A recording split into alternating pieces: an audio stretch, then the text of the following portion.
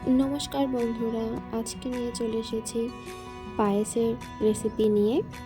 তো শীতের সময়তে গুড়ের পায়েস বানাবো, তার জন্য গোবিন্দভোগ চালটা নিয়েছি।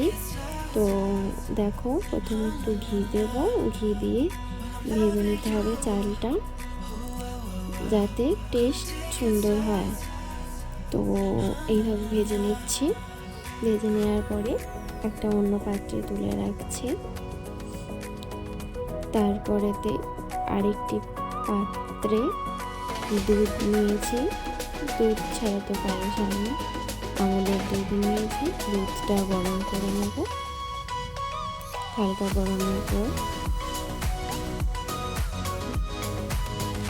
তার সাথে কিছুটা গুঁড়া দুধ ব্যবহার করব, যাতে ব্যাটারটা ভালো হয়।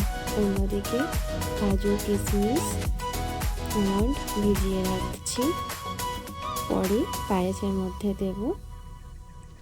এই যে গুঁড়ো দুধটা মিশিয়ে দিলাম, যাতে ভালো হয়, টেস্ট সুন্দর হয়। আঠা আঠা ভাবটা আনার জন্য দিলাম। কারা কারা পায়েস খেতে ভালোবাসে, আর শীতের সময় নলেন গুড়ের পায়েস তো অসাধারণ।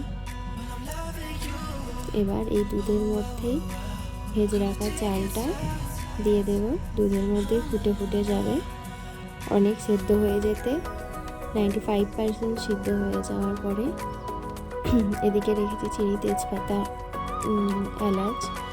দুধের মধ্যে এলাচ তেজপাতা দিয়ে দিলাম। একটুখানি নাড়ার পরে পরিমাণ মতো চিনি, মিষ্টি যাতে হয়, তো মিষ্টি মিষ্টি ভালো লাগে। নুন ছাড়া তো হয় না, নুনটা দিলাম। নুনের পর এই যে গুড়টা দিলাম। গুড়টা দেওয়ার পরে দেখো কালারটা কতটা সুন্দর আসবে। এই দেখো কালারটা, দেখো তোমরা কতটা ভালো হয়েছিল খেতে, আর দারুণ খেতে হয়েছিল। কাজু আর কিশমিশটা অ্যাড করে দেবো। তোমরাও বানাও, আর কে কে পায়েস খেতে ভালোবাসো জানাও। ততক্ষণ অবধি টাটা, বাই।